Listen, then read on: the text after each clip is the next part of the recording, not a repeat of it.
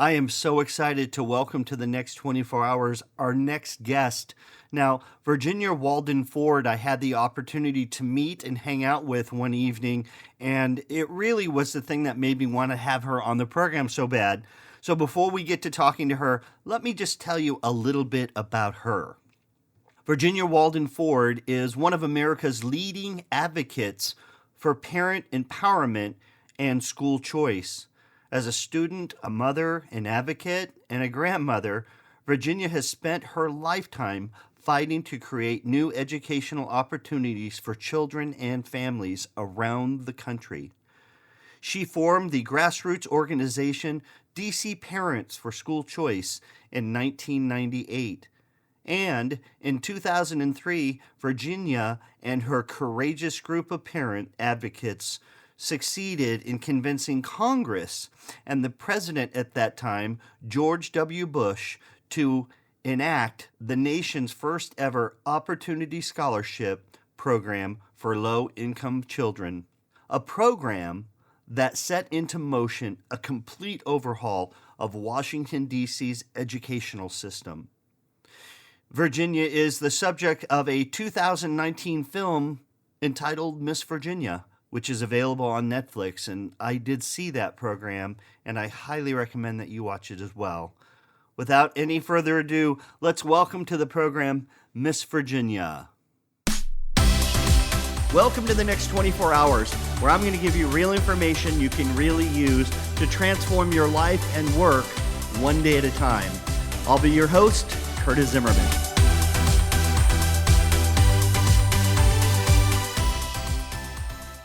So excited to have Miss Virginia right here on our podcast today. And I don't normally do this, but before I invite her in to start sharing some of her amazing background and the way she's literally changed the lives of thousands of people and students and educators over the years, I had to go ahead and start this podcast with a personal story. And the reason why I wanted her on the show so badly. So, in my career as a speaker, I get the opportunity to meet literally thousands of different people and work with some big brands and work with some small organizations and some nonprofits. And Choose a School is one of the organizations. You know, Liz and Barbara have brought me out several times to do different kinds of keynotes for schools and also to do teacher in-services. And it was just on one of these trips where they had Miss Virginia coming in town, and I hadn't left yet, and they were going to have a viewing of the film that she's featured in, and the film's all about her, and it was an amazing experience because I had heard a lot about her prior to seeing it, and she and I met for maybe a minute. Oh, this is Curtis. Curtis is Virginia. Oh my God. And Liz was there, and we had a bunch of people. It was in a theater. It was amazing. And it just by happenstance, it ended up that we sat next to each other as the lights dimmed and the program started. And I really didn't know what I was in for. And it was a very moving, very hard story for me to watch because it reminded me a lot about my childhood. And a lot of what happened in the film were scenes from my past and my life. And there was one particular scene that really was overwhelming for me. And I started crying. Right there in the theater, I started weeping. And through the ether in the darkness in the theater, this hand reached over and grabbed my hand and held my hand. And it was Miss Virginia sitting there. So what I was watching on the movie and the person that was being betrayed was sitting next to me and acting out in that way, in a loving, giving way, comforting me as I was so emotionally distraught by some of the things that happened in the film, reminded me of my childhood. And that is something that you can't make up. You can't make up that story. You can't make up a loving, giving heart. You can't tell somebody what that looks like because I experienced it. It was sitting right next to me. And I knew in that moment that everything that was said in the film was true because she was demonstrating it in my real life in the moment. And we didn't know each other. And we're different people. And it didn't matter because there was somebody there that needed comfort. And she went and reached out and held my hand. And it was amazing. So that's my intro to the guests we're about to have on. Welcome, Miss Virginia. Thank you so much for your time today, and we're so excited to find out a little bit more about your story. Welcome to the next 24 hours. No, thank you, Curtis. And you're making me cry, so I guess I can talk. But I just felt really connected to you at that moment, and that's makes me feel happy. That things that happen in my life can touch other people as it touched me. So. Yes, and that leads us right into some of this. I have so many questions. I could talk to you for hours and hours, but my first question for you is, if you could take us back a little bit to when you decided to get uncomfortable because you needed to make some changes in the way that your family was educated and the opportunities that your family had in our educational school system. Can you tell us a little bit about what that challenge was, if nobody knows your story, and what made you decide to go and try to make change? What was the problem you were having in your own family with the educational system? Well, one of the things that I often don't talk about is I have two other children who had navigated the educational system fairly well. They were both academically driven. But then I had this youngest son who was just not doing well. He was getting in trouble. He was skipping school. He had aligned himself with the streets of DC, which is not pretty. And he thought that there were others that were going to protect him. He just did not want to go to school. And it scared me. I'm going to be honest. It scared me. I could see myself losing this child, and I had seen others lose their children to the streets of DC. And I knew I had to do something. I knew he was smart, but he was just refusing to do anything in school. And so everybody looked at him as not being a child that could be saved. But I knew he could be. I knew that. I'm his mama, and I knew that he had all the gifts and all the talents he needed to get through the educational system. And that's what got me started. I thought this was the last resort. What can I do for my child? And because I don't I wanted him to become a successful person in life, and he just didn't seem to see that. So I began to talk to other people. I talked to neighbors about how their children were faring, and at some point a neighbor actually saw something in him that was special, something I had only seen, or at least I had only talked about. Everybody else was telling me, give up on this kid. This is one you're going to lose, Virginia. And I'm like, no, I'm not losing any of my kids to the streets, to not being educated, to not having a successful life. And that was kind of the beginning. Somebody stood up, a neighbor stood up and said, he can do it. But at that moment, I knew that the way he could do it was if I became his advocate. And it's interesting to me because the environment in which you found yourself, you had to come to a place where you said, you know what, he can do all of these things, but I may need to move him to a different environment in a different school. Is that correct? That is correct, and I knew that in the school he was in, that he would not be successful. And there was a little private school up the street from my house, and I had seen kids going into it, and they looked happy and not like the school where William was attending at that point. And I just by chance said, I'm gonna try this, and knowing that I was already working two jobs, that I couldn't, you know, work a third job, but to save him, I would have done almost anything. And went to that school. and he just totally changed. I mean, a kid that age, a teenager who says, "Mama, for the first time in my life, people care whether I learn or not." Um, in that, if when he says it in that kind of way, then you know you've made a good choice, and you know that you have to do whatever you can to keep him there. But it was hard. I got a third job cleaning floors, and it was just hard. It was really hard. And, I tried as hard as I could. I did all that I could. And I still couldn't keep him in that school. It was just too much for me. And at that point, I realized that there's got to be something else out here for these children. Too many single mothers or single fathers or low income parents or working class parents who are barely making it. There's got to be a better way. And I heard about a program that had been done in Milwaukee, and I thought, This is something we can do here in DC." And that started it. I had to figure out who I could talk to. I went door to door trying to get people to get involved, and eventually, a member of Congress listened to me, and we began to advocate in the community to see if other parents would join us. And it was an amazing effort. And it was certainly not something I thought that I could do, but the you know everything just kind of fell into place. I met the right people, I talked to the right parents, and it became a political fight.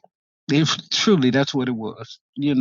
People did not care, or it appeared to us that people did not care about the children in DC, which included my son, and we knew we had to fight. And it sounds like, because we're going to talk more about that, and I know I want to find out when you met Liz and where she came in on that fight and, that relationship all these years. But I did want to go back to the whole concept of making your son uncomfortable and taking him out of his school and putting him into a private school. And, the whole school choice idea, for those that don't know that are listening, is you're able to go and choose the school that you're in, not based on your zip code, but based on your needs and based on where you're going to thrive. And that's really what we're looking for with Choose a School. And I'm sure that you can tell us more about that than what I just gave, but just so we have kind of a framework of what the mission was. And one of the questions that's interesting that I have for you is, this wasn't the first time in your life personally that you were put into an kind of difficult and a position that is uncomfortable, because my understanding is you were one of the ones that went out with segregation, and you were put in a very uncomfortable position when you were a child as well. Is that correct? Can you tell us a little bit about that?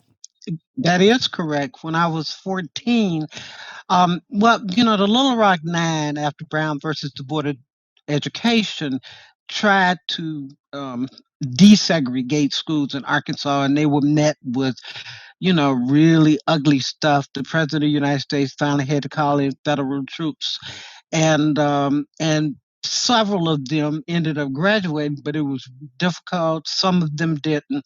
Well, 10 years later, after they went in, the federal government came back to the southern states and said, "Look, we've worked hard to help y'all desegregate schools. You've got to continue the desegregation process." And I went, and I remember my dad coming home going, "You and Harrietta, my twin sister, are going to attend Central." And we were like, "Oh, no, I'm going to the black school. I know too many ugly things about this."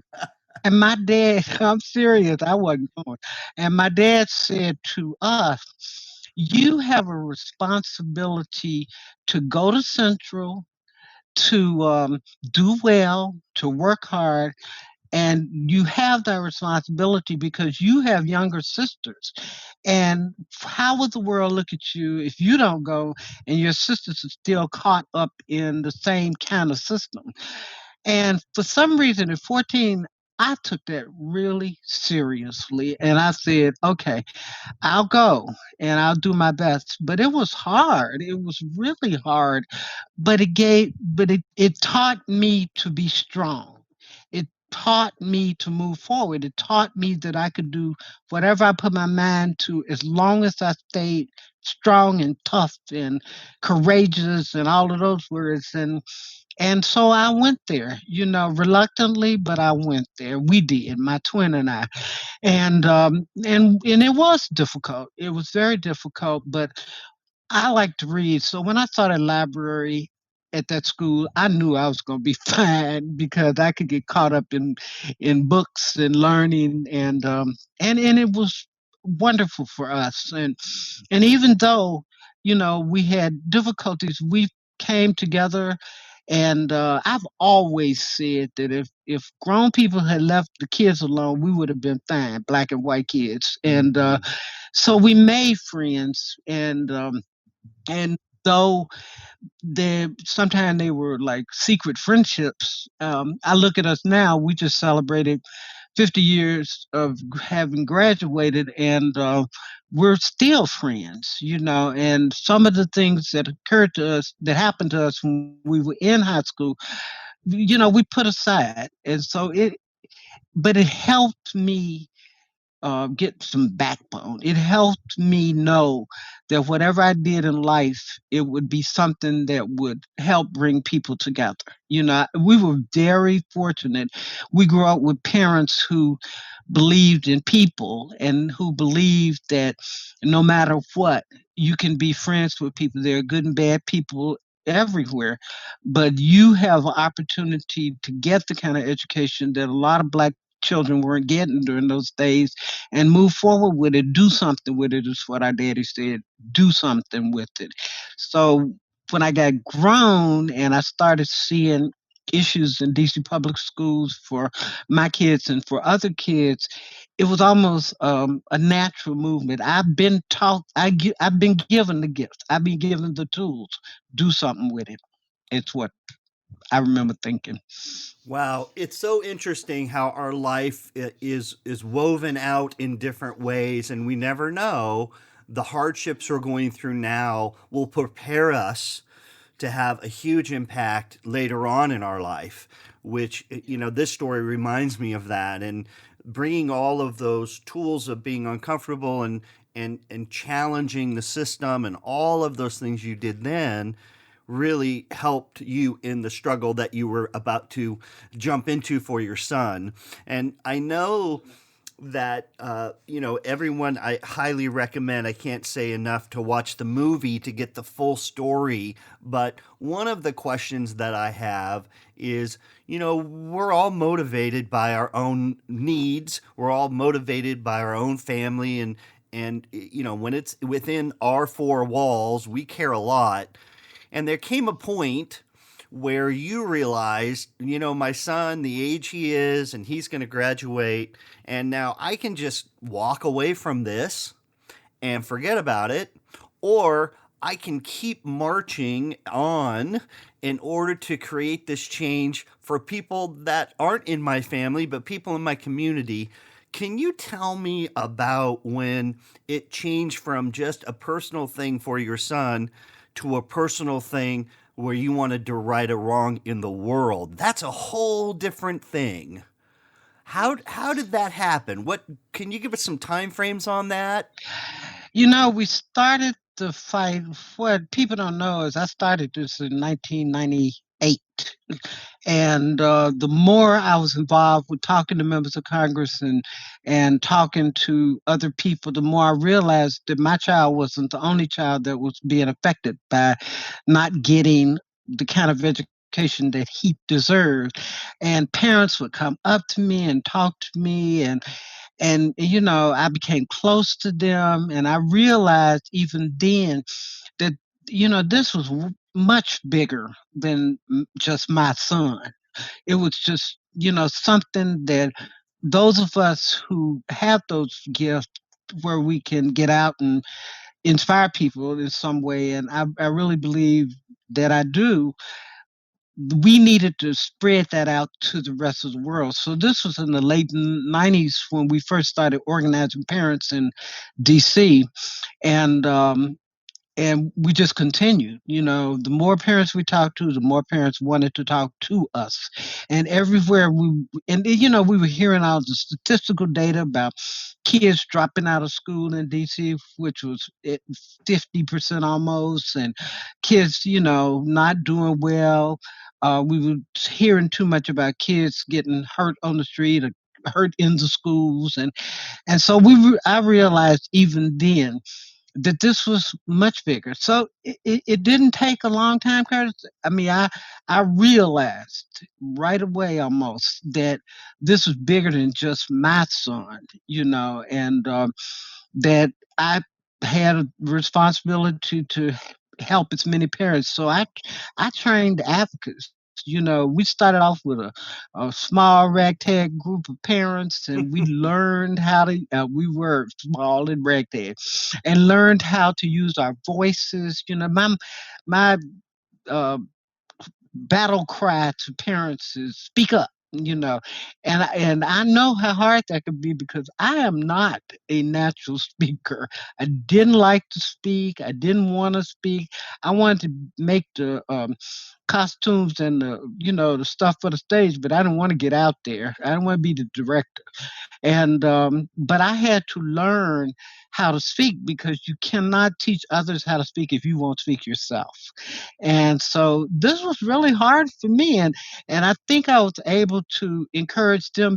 It's because it was hard for me, and they knew that I had to fight through whatever fears I had, and not just about speaking in public, but about talking to people and about going against the system, And so we taught each other how to how to be soldiers, and we were soldiers.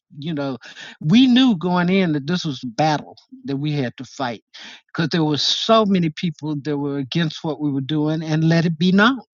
And so we knew we had to be tough and strong, and that we had to do something that would benefit every child and not just my child. And it's like the domino effect. You hit that one domino and it just keeps going and going and going and going, and that's who we were. And it was amazing. It was amazing. We had hundreds of parents that got involved, in a very short time. Yeah, and that's what made the difference. There's a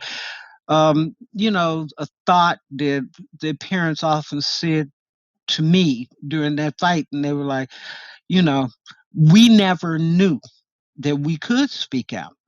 We never knew that we could advocate for our children. We thought that we had to sit there and just take it and watch our children fail. Wow, it's such an amazing story, and that it's a real story, and the real agony and pain and blood, sweat, tears, all of those things over the years. It's just hard to um, fathom what it really looks like, because people, we like to glamorize things, but when you're actually doing it, it's never what people think. That's what I always say. And your story is just so inspiring. And I think that, it's hard for people to realize when you're sitting there and you're a single parent and you're working two jobs and you're trying to do everything to make your kids safe, that you take on this giant, I mean, literally could be a more than full time job, separate from everything else, just to keep your world afloat because you think it's the right thing, and to empower people to say, even though all the decision makers right now are against us and it's because it's not affecting their kids, that we can make a change and we can become power brokers ourselves and get into the system and change it for the better. That is just getting so uncomfortable in so many ways. And you did that over and over and over. And I know encouraged many, many other people to do the same. And you brought people into this amazing cause. And one of the people I've had the pleasure to get to know as well and that's Liz. And could you tell us a little bit about how you met Liz and just the relationship between the two of you? Yeah. Well, Liz is like one of my daughters. I mean, we immediately clicked when we met. Liz was working with the organization that was supporting us, Institute for Justice. And so she got really, because we had connected, she got really interested in doing more and more. And there was not a day that we were on Capitol Hill that Liz wasn't there with us. And she did everything she could to help in any way that she could because she was pretty young at that time, didn't have children, and so she was just there for the families. And it's kind of remarkable. You see this little white girl with all these black parents, and you wonder, what she doing. Was she was being an advocate for us. She was being our cheerleader and our person that we could go to when it got too hard or it got real hard. And our relationship had just continued. I mean, I cannot think of a day during the legislative fight that she wasn't there. And like I say, she's like one of my daughters, and I adore her. I love her dearly. And so it has been wonderful to watch her find her voice over the years and become such an incredible advocate as she is now. And I watched her as when Abby was born, and how she became the ultimate mama, and so she has just been a part of this entire fight for me. It's been, you know, I can't see her not involved with our group and our organization. She's an amazing woman, and she has done a great job in her own fights. And so I try to, be there for her whenever I can be. But she does wonderfully. She's an amazing mother and wife and advocate, and all those courageous and smart and all those names you could call. I just love her. So Liz Dreckman is also the person that's in charge of Choose a School now, and she works closely with Barbara Duncan. And Barbara is also just a very empowering, and these women are out to keep the fight going, and very, very passionate, and they are changing the educational system and the choose a school choice that people need in order to get their kids to the place they fit the best. And and so I just wanted to make sure that we weave that story in and how she was there at the beginning. And it's so funny because there are so many things going on in our world today, and there are so many changes that we're seeing happen right now with relations to race relations and, inclusion and all these different things. And I have to say again, all of those roads that you went down back in the day, I really think are still needing to open even more. And I just think I'm hoping that the empowerment you've given so many different people with the Choose a School stuff also can translate now into just the human being stuff, because I think that if more people were in a theater and they saw somebody who was emotionally being challenged, and they didn't see color, they didn't see the differences, but they saw compassion and love like you did, and reached out and held my hand and comforted me, I think our world would be a better place for everyone to live in. I so agree, and that's kind of how my relationship with others, Barbara, Liz, we're people that care about children. Yes. We care about the world and what their futures will be and how they will continue. We're colorblind when it comes to fighting for kids. I fight all over the country in areas where, there are very few African American kids and me. and but it's about children. It's about all children, all of the world's children, but certainly all of America's children. And that's why those relationships have stayed so close for me.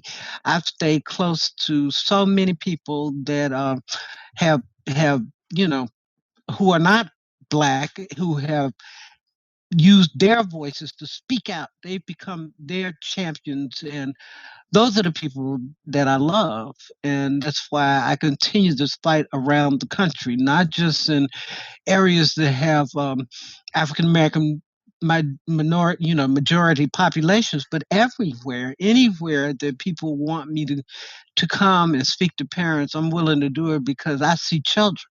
I don't see color at all. Yes. And I think one of the misunderstandings is that this choice and choosing these kinds of things deal with only minority and underprivileged and underrepresented. And I have to tell you, I know for a fact it's about choice for everyone. Yes.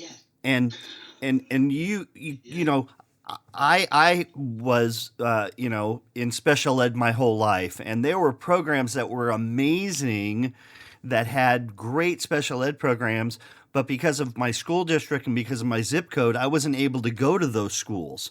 So I was in a small little classroom with 4 or 5 kids with a teacher that was doing their best, but it isn't like it was a giant program designed specifically to help those kids like me. And um, it's just so important to anyone that's listening to realize this has to do with your son or daughter. I don't care what color you are. You have a cousin, a sister, a brother, and if you don't, you will in about 5 minutes, that's going to have a special need and going to need to go somewhere else. And this is just giving everyone opportunity, including those that oftentimes are excluded. And that to me is just really important that anyone that's listening realize if somebody wanted to find out more about it and wanted to support the fight that's still going on, because it's not like this has been adopted nationwide, what are some places they might want to get more information, or places you might say, hey, here's a congressman you might want to send some info to or something? Can you give us a little bit of that? How can we get into the fight with you? There are the best way is to go to my website because we always list places where you can go, people that you can call, and that's www.virginiawaldenford.com. And but you can also call your legislators, you can call your education advocates. There are several organizations. Institute for Justice is amazing. Um, Ed Choice is amazing. These are national organizations, American Federation for Children. These folk have all put themselves on the line to fight for America's children. And so you can get all of those kind of information. I have a Facebook page, Virginia Walden Ford, and go to those places and see what they're saying and see what they offer. They'll allow you opportunities to contact other organizations that are doing something on behalf of our children. And that's so important that people don't disconnect from and try to do it by themselves, and I'm gonna tell you, it's hard doing it by yourself. I believe in collaborating with other organizations. I believe in talking to other people. I believe in bringing others into whatever we're doing. I started off years ago in DC by myself, but around the country, there were thousands of parents that were doing the same thing I was doing. And I linked with as many of those people as I could. And they taught me a lot. So it's not an isolated environment. There are lots of people that really do care about children. But if you go to my website, you'll find a lot of really good information. A lot. I love that. And of course, I want to also gear people to uh, Liz Druckman and Barbara Duncan and Choose a School. They have a lot of resources as well. And like I said, they brought me out several times to speak on behalf of their organization and what they're doing. And so, it's one big community. One thing I'd love to touch on, and that is your thought on where we are right now with so many kids that are staying home and because of the pandemic, and I don't want to lock this whole thing into the pandemic, but just your feeling on kids not being in school right now, and the impact that we're having on this group right now, and the ripple effects I feel because I have three teenagers and they're all homeschooling right now and online learning. What are you hearing, and do you have any insight for parents or educators that you could share on where you think that is right now and where you think we're going?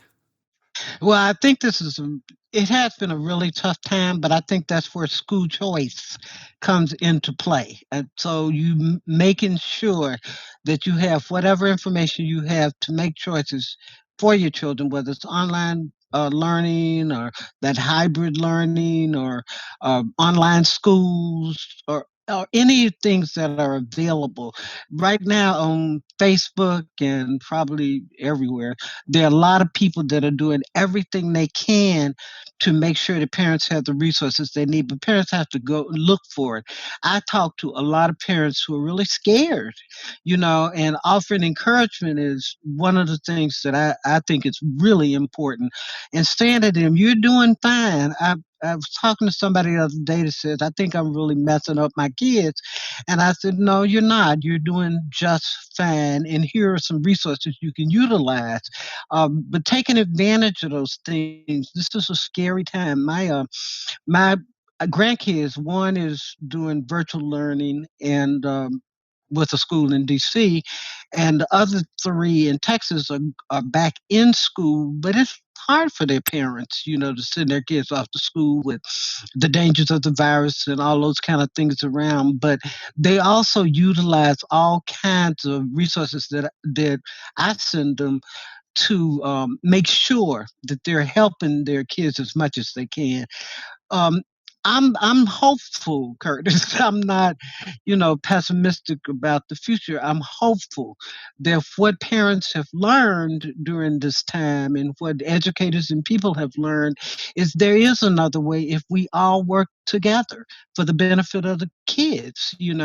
There's a way that we can make this happen. Somebody said to me the other day, this is a lost year, but it's not.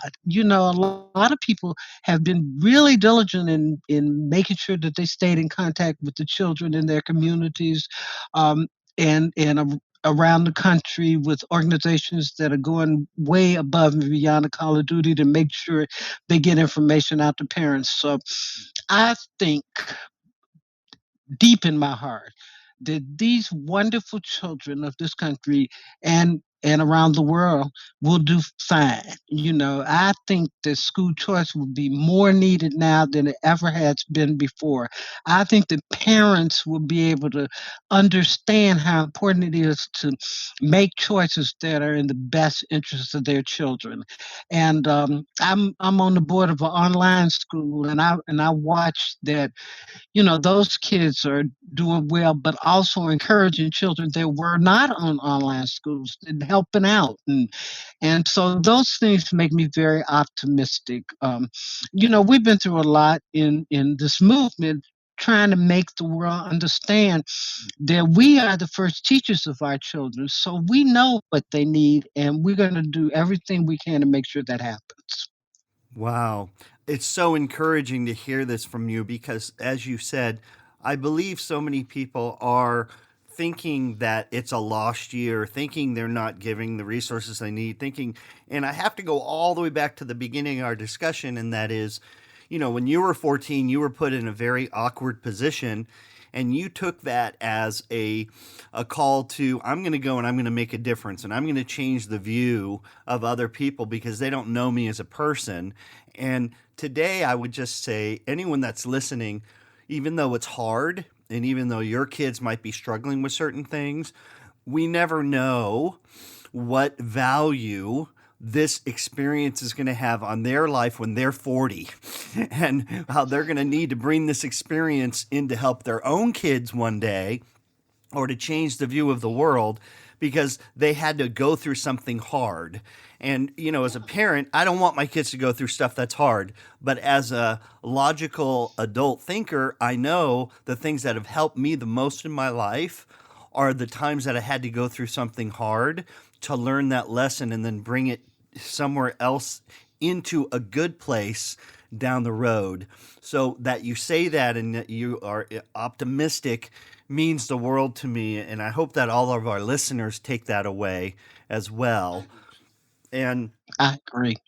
You know, some they always laugh at me and my family about this. My parents always told people, "Yeah, you tell her she can't do anything," talking about me as a child, she'll find a way to do it. And that's kind of the way I think about the world. I think, it's tough right now, but we're smart, wonderful people, and we'll find a way to do it. And I think we'll sit around here a few years from now and say, 2020 was rough, but I'm good. You yes, I'm good. absolutely. I totally agree. It does comfort some in the moment, even though it is a struggle right now for so many people, of course. It is. One couple questions before we let you go, and one is, what would you say that you have done over your life, kind of regularly, that you'd recommend for other people if they want to, get behind a big cause, if they want to make a difference? And so many people want to change the world right now, but they don't really know how to get started. They're sitting there and they feel move to do something, but they're not sure what to do, or they're not sure, you know, what the next step would be. What would you say to people that you did in your life and you continue to do in order to try to have a bigger voice than just me?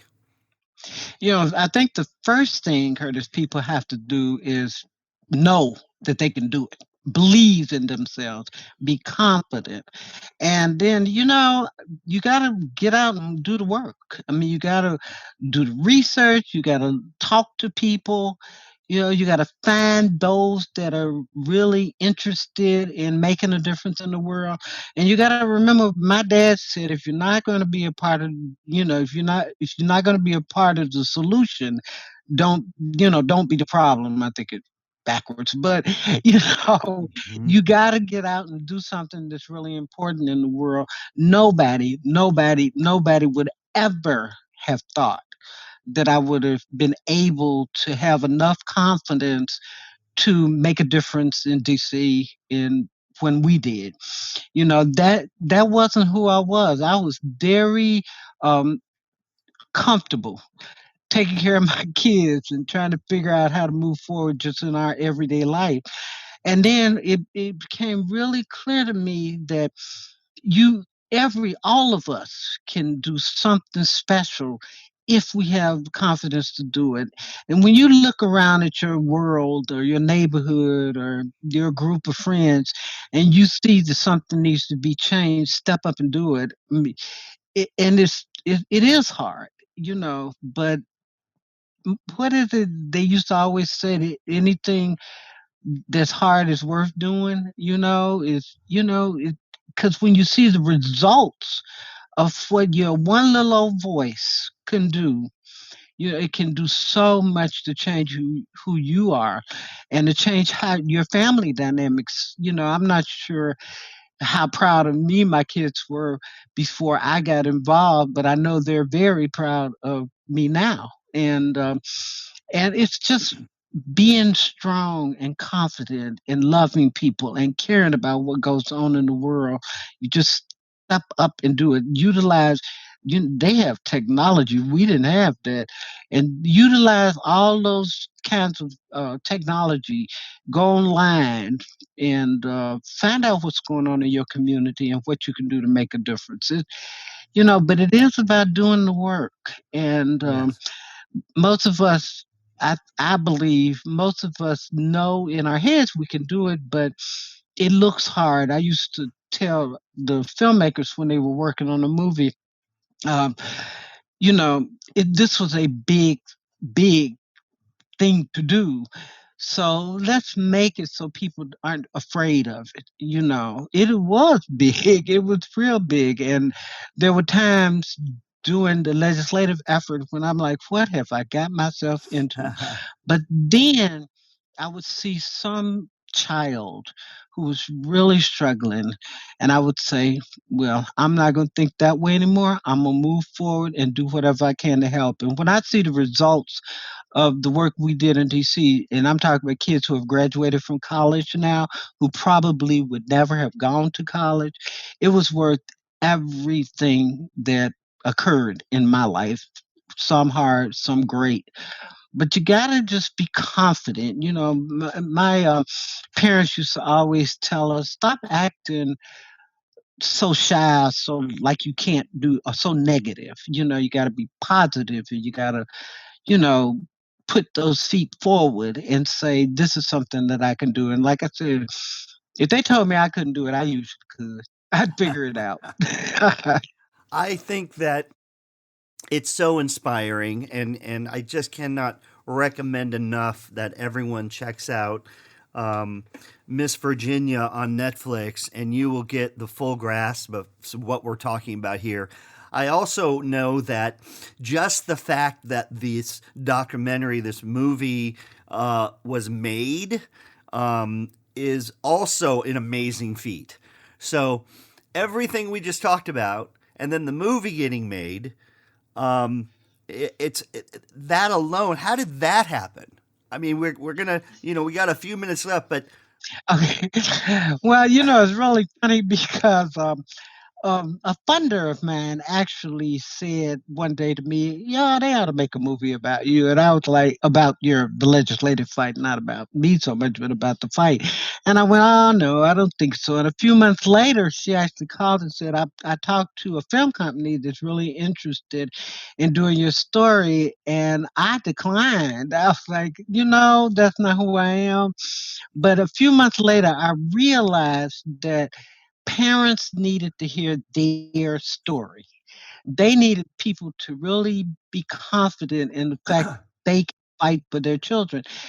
And I talked to the parents and they were like, let's do this. So this is a movie that's about me, but it's about a lot of parents. It's about most parents who care about what happens to their kids who have not gotten the publicity that we get. And but we were in Washington D.C., which is the fishbowl, and so it was large. It made sense to me that the story be based on our legislative fight to to highlight all parents. They were in the midst of fighting around the country. So I always tell people this is our story, our story. Every parent's story, mothers, fathers, grandparents, aunts, and uncles. So many of us are fighting for our children. So that's kind of how it happened. But it was a good fight. It was, and it was a good battle with good success. And that story needed to be told. Too many times, the people that really are the people that are in the midst of the battle, their stories are never told. And this gave everybody an opportunity who was a parent fighting for their kid to get their story told. And so it was pretty exciting. And I also have a book out about this. So, if people are really interested in even seeing the movie and reading more about the legislative fight and what happened and how parents got involved, they can also buy the book on Amazon.com. It's called School Choice: A Legacy to Keep by Virginia Walden Ford. beautiful. Oh, thank you so much for adding that. That is awesome. I highly recommend everybody check that out as well.